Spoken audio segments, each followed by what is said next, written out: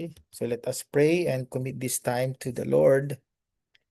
Father in heaven, again, we thank you for this Bible study tonight, Lord. Thank you, Lord, for reminding us always that listening, understanding, and applying your word in our life is very, very important, Lord, as your followers. Lord, guide us all throughout this Bible study session. Help us, Lord, to take into heart whatever you're going to teach us, and help us, Lord, to translate all this knowledge, Lord, into actions so that we can continue to reflect not only the character, but the work of Jesus Christ through us and in us. Guide us always, Lord, as we desire, Lord, to be discipled by you, O Lord, through your word. In Jesus' name we pray. Amen. Okay. So our Bible study will be still on discipleship. So this evening, we're going to look at Hebrews chapter 12. So this is a very familiar passage to all of us. I think I did the Bible study on this and also a sermon several times already. But nevertheless, as we know that the Word of God is timeless, it always brings us not a new message, but a new application for us. So now we're going to apply this passage into our discipleship. And for the past few weeks, we're talking about the different marks of a disciple. We talk about loving one another. We talk about surrender. We talk about transformation, right? So now we're going to look at perseverance. Okay, perseverance is so important as part of our discipleship. And as you all know, we're going to start our intensive discipleship training 2 Sundays from now on the 22nd. So this will be a great um, backup lesson for our discipleship series come on the 22nd of March. Okay, so if you have your Bibles, turn them to Hebrews chapter 12, 1 to 3, and we're going to look at this passage in the lens of perseverance. Okay, I believe in the book of Revelation, it says there that the perseverance of the saints is one of the mark of true Christians, and that's very important because we know that all of us are running a race, which is this Christian life that we have. Okay, so as I've said, the Christian life is like a race, but it's not a sprint, right? It's a marathon, and we keep on emphasizing that all the time because sometimes we think that the Christian life is a fast track competition or race, but it's not about that. It's about endurance, and that's why Hebrews 12, 1 to 3 talks about endurance or perseverance. Okay, so the Christian life is a race that requires endurance. Okay, so endurance actually means cheerful or patient, continuing. Okay, that's the meaning in the Greek language of the word endurance. A cheerful and joyful or patient continuing in the Christian life. Okay, so that's the key word there is the continuance or the continuation. Okay, so as Christians, we are not just overnight believers or a one-day believer of on Sunday morning or Sunday afternoon, but we are believers all the time. Okay, that's our identity. So, some of the sad things that happen right now in the Christian lives that many people would start it, okay, excitedly with so much enthusiasm, right, and interest, but then they tend to not finish the race, right? They tend to either to regress or just stop running the race. Okay? But the true disciples of Christ are those who finish the race, and that's who we are. That's what God expects from each one of us. Okay, He doesn't want us to just become believers. He wants us to be followers or disciples of Christ. Remember, the first four disciples, Peter, Andrew, James, and John, in Matthew 4, when they were called by Jesus Christ said to them, "Come after me, and I will make you fishers of men." Okay. So there he said that after becoming fishers of men, they will be following him. Okay. So in order for us to continue the Christian life, we need to come after the Lord Jesus Christ and finish the race, just like the first disciples. Okay, so our main idea this evening is a disciple of Jesus Christ perseveres in the race of faith. So how? There are three things I'm going to discuss. First, we need to remove hindrances. Okay, to remove the hindrances. We're going to talk about that. I believe I preached on this just a few months ago, but I have not discussed so much about the hindrances, and I'm going to explain that in a more detailed manner tonight. Okay, so what are these hindrances that we need to remove? Because those hindrances need to be removed in order to persevere or endure in this race. Okay. Secondly, we need to run with endurance. Okay. So it's not enough for us to just remove the obstacles to our race, but also we need to have that character of endurance. Okay. So those two things are important. Remove the hindrances, running with endurance. And lastly, of course, this is the most important thing, fixing our eyes on Christ. Fixing our eyes on Christ. So He's our reward. He's our Lord and Savior. He's the one that we are waiting to see at the end of the finish line. Okay? And that's why we need to focus on Him and Him alone. Especially nowadays, there is so much distraction going on in the Christian life. Okay? The wars, rumors of wars, and so many other things. Even our personal struggles and challenges, they can distract us from focusing on Christ. Okay? I told yesterday, no, not yesterday, but yeah, yesterday when we had our evangelism with Brother Elmer, Sister May, and Sister Percy, that back in the 2000s, early 2000s, that I think around 2002, 2004, the attention span of believers in church, not the unbelievers, not the lost people, but the believers in the church is about 20 seconds. 20 seconds. So nowadays, starting I think 2024 until this year, just had a survey. It's about between 8 to 10 seconds. That's the attention span. That means that after 8 to 10 seconds, people start to tune out. They are distracted already, and that's not surprising because of the so uh, many gadgets and the technology that we have right now, even in the palm of our hands, right? So that's why sometimes the church nowadays is called the distracted church. Okay, and that's a big problem because we are distracted by the world. Okay, remember last week we talked about transformation. Be not conformed to this world, and there are times that we are being conformed to the world. We spend so much time on technology, on some things that may not be fruitful and may not be beneficial in our life as a Christian. And because we are distracted by those things, we tend to lose our focus on our goal of becoming more Christ-like. Okay, so fixing our eyes on Christ is so important. We're going to look at that also later on. Okay, so let's go to the first main point. This one is in verse 1 of Hebrews chapter 12. A disciple perseveres by removing hindrances. Okay, so the verse says, let us lay aside every weight and the sin which doth so easily beset us.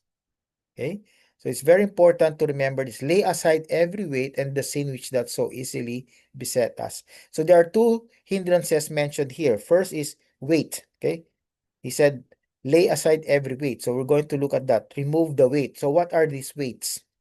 This weight is not necessarily the sins that we commit or the disobedience towards Christ.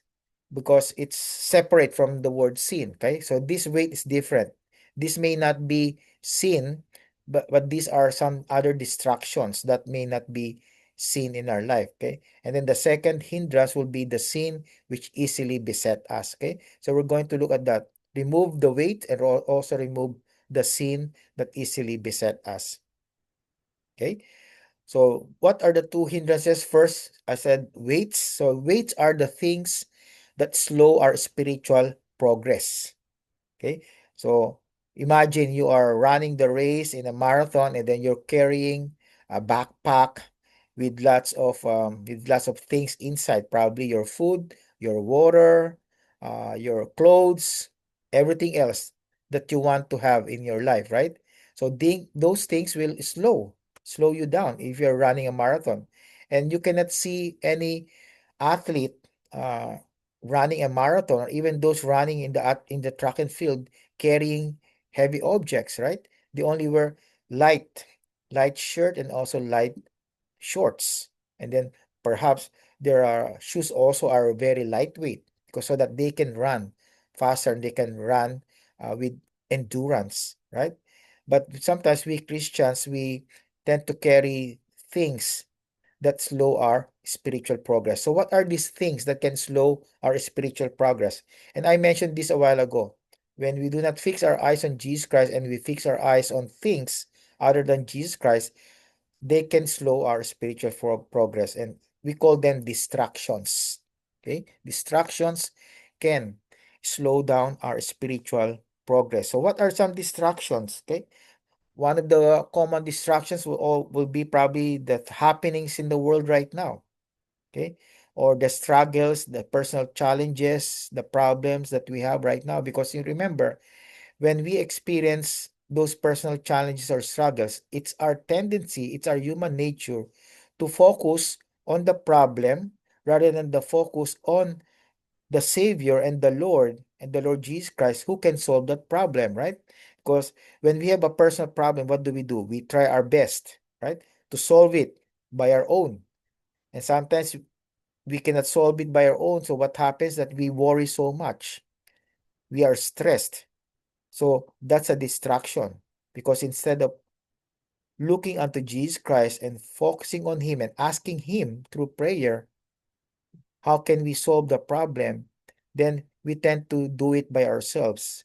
Okay, so those things can distract us and help and guide, what you call this, unfocus us from the goals that Jesus Christ have for each one of us. Secondly, we have the misplaced priorities.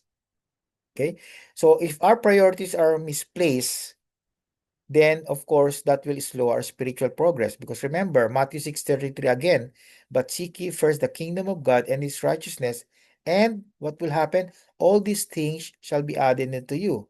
Everything that we need will be added unto us. So if our priority would be things or people other than Jesus Christ, other than our Lord, then what would happen is that will cause our priorities to be jumbled, to be chaotic, and that will again slow our spiritual progress. Okay, so for us to continue to uh, progress in our spiritual life, then we need to remove these distractions and these misplaced priorities. And lastly, it is unhealthy habits. Unhealthy habits can slow our spiritual progress. Imagine again a marathoner, right? If a marathoner would not eat well, but instead he would eat junk food, lots of coffee, and eat all kinds of unhealthy food, and he would not even train, perhaps, because he was so proud of himself. And those unhealthy habits can slow him, especially when he tries to run in a marathon, and probably he would not be able to finish the race. For us Christians, the unhealthy spiritual habits would be probably waking up so late and then rushing up to work without studying and meditating on the Word of God, right? So we put ourselves and our work first rather than our time with the Lord. Okay, those are unhealthy habits. And also, of course, if we do not set aside times of prayer, of course, we know that we can pray anytime, anywhere, everywhere, because the Lord is everywhere also. But also, God wants us to have set aside time for our devotion and for our prayer time. If we don't practice those healthy habits, then we will not be able to grow also in our spiritual life. That will slow down our spiritual progress. So these are the weights, the hindrances that could cause us to um, not to persevere and not to finish the race. So we need to deal with these things: distractions, misplaced priorities, and also unhealthy habits. Secondly, one of the two hindrances aside from the weights would be mentioned in verse 1 are the sins that easily beset us. Okay, so this besetting sin is sin that easily entangles and trips us. Okay, so what are these? There are 10 of these. I don't know if you can see all of them because they are. I tried to fit them into one slide. It's very small in its font, but I'll shout out all these things. That there are 10 sins that is easily entangles and trips us. Okay, so first is pride. Okay, I put pride because I believe this is the number one kind of sin. Of course, all kinds of sin are equal and still disobedience in the eyes of God, but pride is number one because it is the most common and most popular. And we know that even Satan committed this abominable sin, right? Pride is one of the two hindrances. It easily entangles and trips us. It's so easy to be proud, right? But it's hard to be humble. So we need to take note of pride in our life. So pride means self-centeredness, selfishness. It's just me, myself, and I in every area of our life. So pride, again, God does not want that. He hates pride. Secondly, lust. Lust means unbiblical or unlawful desires, okay, which starts with our thoughts. Okay, so these are desires that are unlawful or unbiblical, of course, in the eyes of God. Okay, so anything, any kind, it's not only sexual, but could be also food, it could be anything, any unhealthy and unbiblical desire is lust. Anger, number three is anger. Okay, and we know that what I'm talking about is unrighteous anger. Okay, because anger will not reflect the righteousness of God, the righteousness of God, right?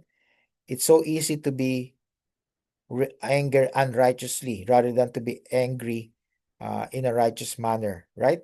So all of us, especially here in Richmond, when you drive and you encounter bad drivers, you tend to think.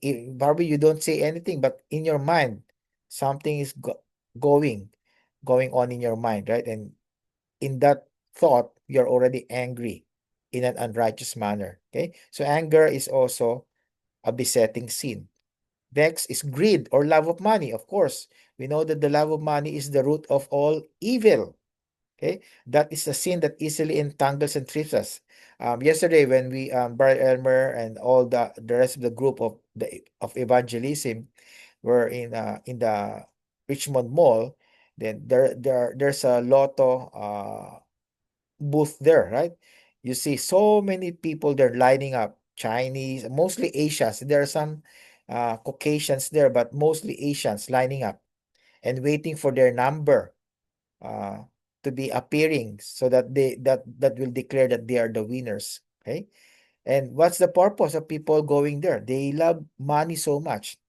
They want to be rich. Okay. Or whatever their motivation is, we know that that's gambling, that's against the word of God, and that's love of money. That's greed. They want to accumulate so much money. And what we as Christians, we don't engage in those activities because we know that is sin before God, and God doesn't want us to be gambling. He wants us to work for money, and He wants us to be content and be satisfied in what He provides for us. And then number five is bitterness or unforgiveness. Again, this is a sin that is pervasive among Christians. Remember, I'm talking about all the time about Christians because Hebrews 12 is a letter given to Christian people, okay? The church people, okay? So there are some people who are so bitter, resentful, and their spirit is unforgiving. So we need to deal with that also. That is a sin that easily entangles and trips us. Fear and anxiety, of course. Uh, as we all know, the Bible tells us that we should not fear or we should not be afraid at least 365 times. Actually, when I counted it last time, it was 400 something. Okay, so it's more than that. But still, God says, do not fear. And we know that if God says, do not fear, and we do not obey that, we tend to become afraid all the time, then we are committing sin. So when God says, do not fear, and then we become afraid, then that is sin. And that we need to confess that and repent. Anxiety is also part of fear. Okay, worry. Jesus Christ said in Matthew 6:25 to 34, do not worry, or in the King James term, take no thought. Okay, do not be anxious. Okay, several times. And again, that's a command. We should not be anxious.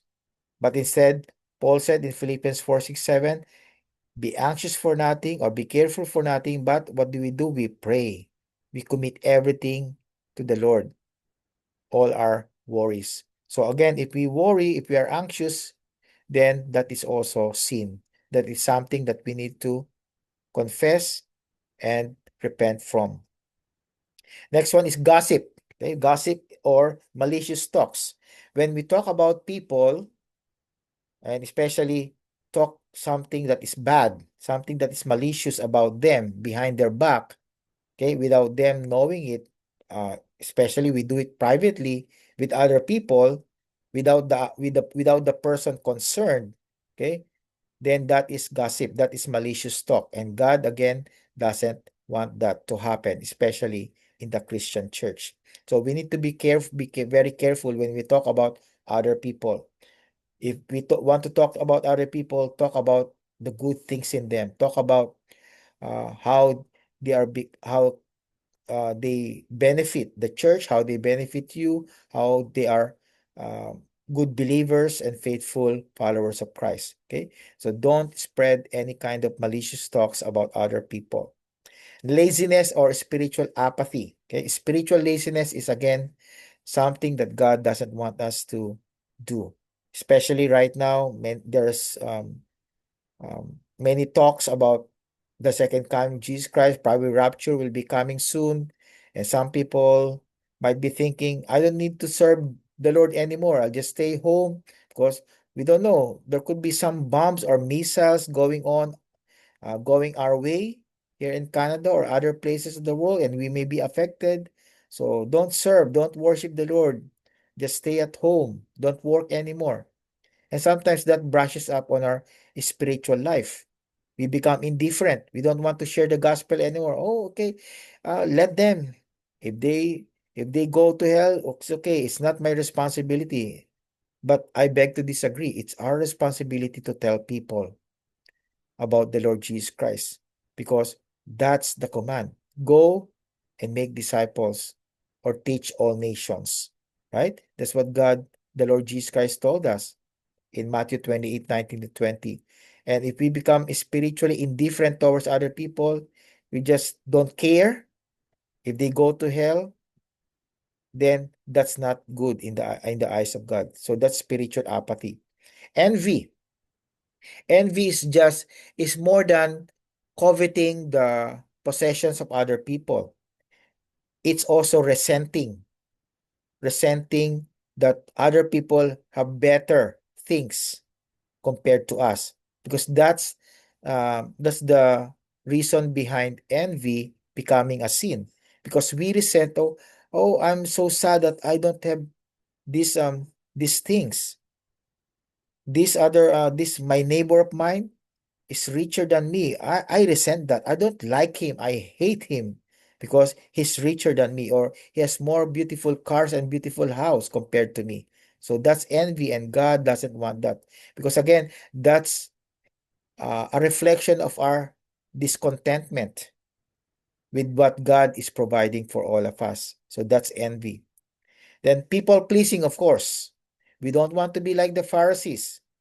Jesus Christ said, these Pharisees, they want to be praised by men rather than seek praises from God. Again, we do not want people to praise us, but we want God to give us all his praises, because that's what the Bible tells us, right? Whatever we do, whether we eat or drink, do it all unto the glory of God. Okay? And we do everything as unto men, as unto the Lord, not unto men. Okay? So we seek the praises of God, not men. Okay? But of course, there are times that people will praise us. So what do we do during that time? Give back all the glory and all the credit. Okay? Let the other person know, yes, thank you very much for praising me, but it's all because of the Lord Jesus Christ that I'm able to do these things and to serve him in the church and also outside the church. So these sins are the top 10. Okay, it's like the top 10 sins. Okay, that can easily entangle and trip us. So we need to be very, very careful. Okay, so let's go on now to, before we go to the second point. Remember this: you cannot run the race well if you refuse to drop the weight. Okay, so no one who has run the race, especially the physical race, was able to finish or even run if there are some weights that they are bringing. Okay, so we need to drop the weight and we need to confess all the sins and repent from them so that we can run the race well. Okay, so secondly, a disciple perseveres by running with endurance. So after removing all those obstacles, we need now that to have that character of endurance. So verse 1 still, the second part says, let us run with patience the race that is set before us. Okay? So what does it mean by this passage? So first, running the race. The Christian race requires endurance. As I've said a while ago, endurance is a joyful and a cheerful and patient continuing of the race. Okay? Because that's a character that can only be in us through the power of the Holy Spirit. The Holy Spirit develops that character in us, but we need to be willing to surrender to the Holy Spirit so that He can work through us and also in us. So, aside from endurance, we need also faithfulness. So, faithfulness means being committed. Okay, committed to Christ, committed to the goal, to the race that God has set or ordained before all of us. Then, of course, perseverance is so important. Okay, uh, that character of finishing. Okay, because perseverance means you have that goal to finish, no matter what happens. Okay, remember in one of the sermons a few weeks ago, I talk about this uh, African man back in the, I don't know which Olympics, long time ago. Um, he finished last because he got injured along the way when he was doing the marathon in the Olympics. But then, even though he finished the last, he still finished the race. And someone asked him, actually, oh, what would motivate you to still finish the race even though you're the last one? Did you not get discouraged or got wearied and got tired that, oh, I'm not going to finish the race? What's the use? I'm injured. So this what he said, and this very important for us to remember. He said, my country sent me to the Olympics, not necessarily to win the race, but to finish it, no matter what the cost is. The same with all of us. It doesn't matter if we don't finish the first, the second, or the third, or we finish the last one. But the important thing is that we finish the race, no matter what happens. And that's what a true disciple is. A true follower of Christ will finish the race, no matter what happens. Because we are not in a competition, as I always say. As Christians, we don't compete against one another. As Christians, we run our own race. God has given each believer a unique race to run. Okay? Remember that always. The passage before us in verse 1 says, Let us run with patience the race that is set before us. So the word set here means planned, ordained, prepared, appointed. So the race is already appointed before we start it. By whom? By our Lord. And we are supposed to finish it for His glory and for His honor. Okay? And all of us have a unique race to run. Okay? Of course, we all run the race, which is the Christian life, but we have different calling, different ministries, different ways of serving, and that is a unique race that God has given us. And that we need to finish and accomplish that race that is appointed by God. And remember this also, God does not call you to run someone else's race, but only to finish your own. Okay? So when I run my own race, I'm doing it because Jesus Christ wanted me to do that. But I don't want to interfere with other people's race because God has given me a unique race that is only for me, depending upon my calling. Okay? So God has called you into something else, you finish that calling. And that is the race that God has given you.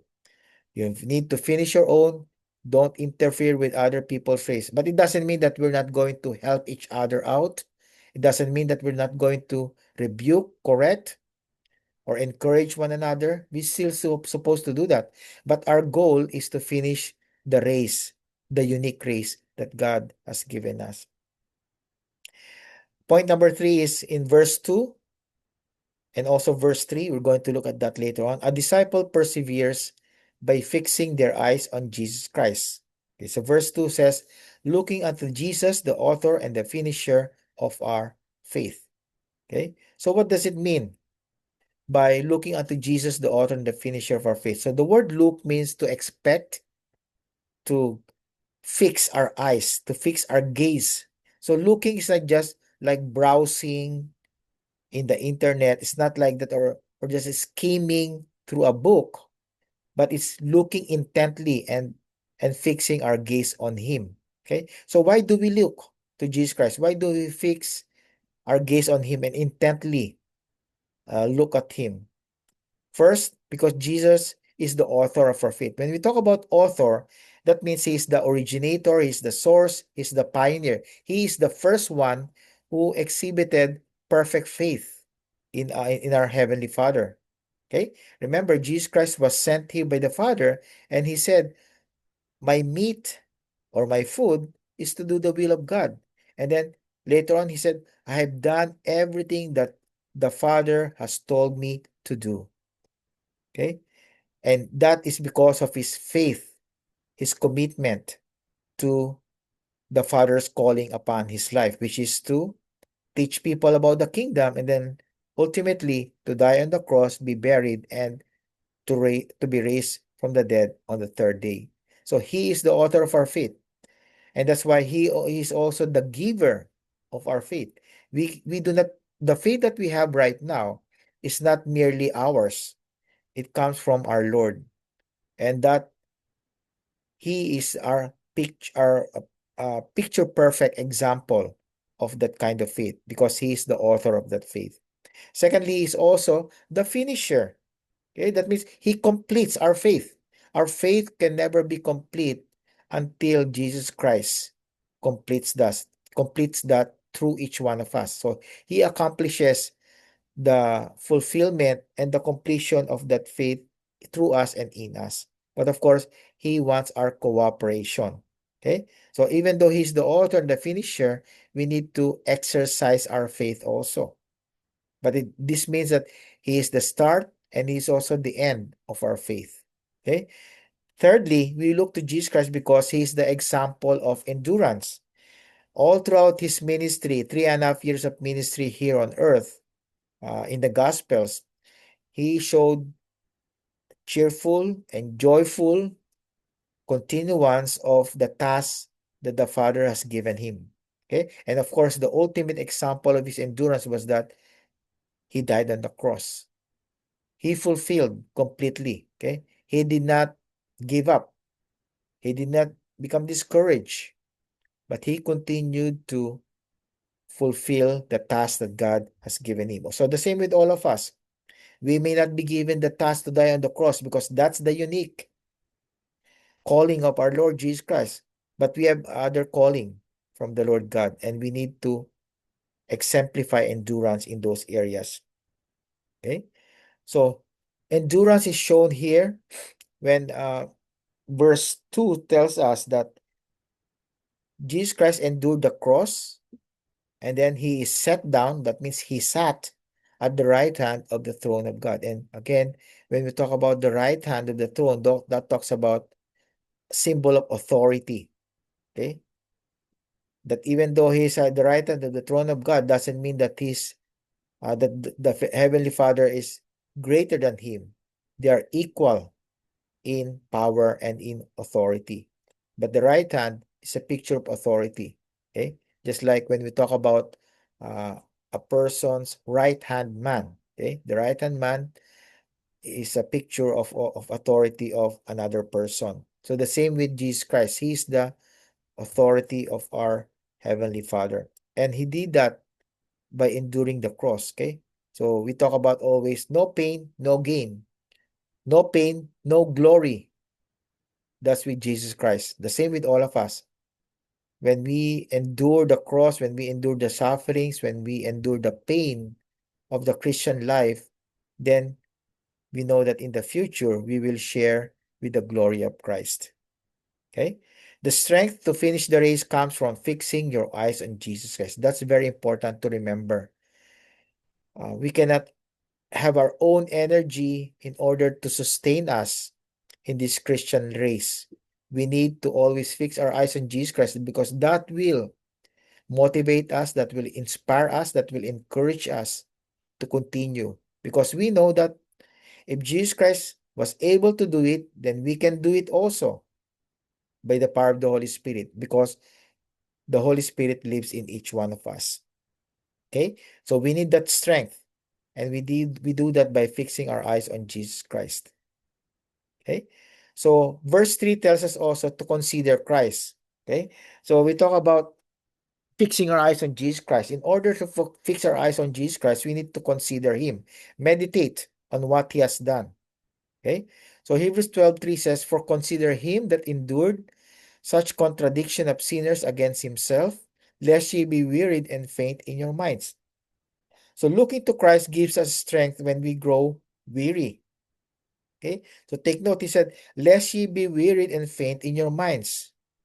Because ministry or even the calling that God has given us can cause us some weariness or tiredness, physical and spiritual tiredness.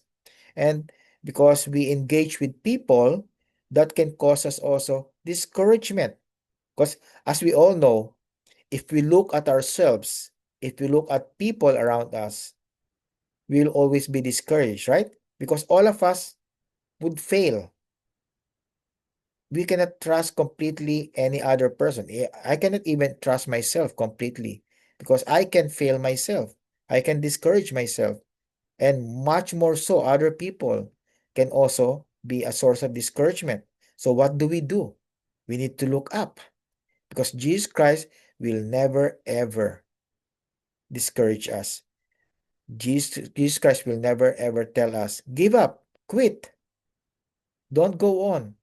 But he will always make us enthusiastic. He will help us to continue. He will help us to be encouraged. He will inspire us and motivate us to continue to grow as his disciples. So looking to Christ, that will give us a strength, especially when we grow weary or faint in our minds. So to persevere in the race of faith, what do? The Bible tells us to remove the spiritual weights, to keep running even in the midst of difficulty. That's what it means by endurance. That even though you experience some kind of obstacles in your life, probably remember in track and field, sometimes there's this race wherein there are hurdles. So there are times that we need to combat those hurdles, to jump over those hurdles in order to finish the race. So those are difficulties in life. So despite the difficulties, we can keep running. Again, by the power of our Lord. Then We need to fix our eyes on Jesus daily. Not only one time in our life or one moment, but every moment we need to keep looking at Jesus Christ, considering Him, how He endured the cross, and He had joy. Okay, that's why endurance is all about being joyful in our running the race despite of the difficulty. And it's hard. I know it's hard to be joyful when there's difficulty, but that joy cannot come from you. It only comes through the Holy Spirit. Remember, joy is one of the fruit of the Holy Spirit. Okay, so in conclusion, this is what we have learned, that the Christian life is a race itself, and we as disciples, we need to lay aside the weight, the hindrances, and also the sin that can easily entangle or trip us. We need to run with endurance, and also we need to keep our eyes on Christ. Okay, because I said we ourselves can discourage us. People can discourage us. Ministry can discourage us. But Jesus Christ will never discourage us. And Jesus never fails. So 3 disciples finish the race. If we want to be real disciples of Christ, then we will be finishing the race. We will be committed to fulfill the goal that Jesus Christ has set or ordained or prepared and appointed for each one of us. Okay, so these are the reflection questions that we're going to study after I close in prayer for the purpose of this recording. So the reflection question is, first, what is one weight, distraction, or sin that may be hindering your perseverance in the race of faith? So we talk about the weight, the hindrance, the distractions, or the sin that entangles us. What could be one thing that can hinder your perseverance or even hinder your growth? Okay. Then secondly, what step can you take this week to lay it aside? Okay. So let's just close in prayer for the purpose of this recording, and then we're going to have our discussion regarding this reflection question. Let us pray. Father in heaven, we thank you for this Bible study. May you use this message, Lord, to continue to encourage people to persevere in the race of faith, in this so-called Christian life that is really humanly impossible to finish, Lord, without the Lord Jesus Christ guiding us and being with us side by side. But thank you, Lord, that we can have the joy to endure the sufferings, the pain, and the struggles that may come. But help us, Lord, to also willingly yield into your hands all the hindrances, the weights, the sins that can easily entangle us, O Lord. And help our Lord to turn away from those things and turn to you and repent of all those things that are not pleasing in your sight. So thank you, Lord, again, and help us, Lord, to continue to fix our eyes on Jesus Christ, because He's the only one who can help us. He's the only one who can give us the strength to continue. He's the only one who is our example, Lord, of someone who endured even to the point of death. Help us, O Lord, always as we continue to serve you in this world as strangers and pilgrims in the earth. In Jesus' name we pray. Amen.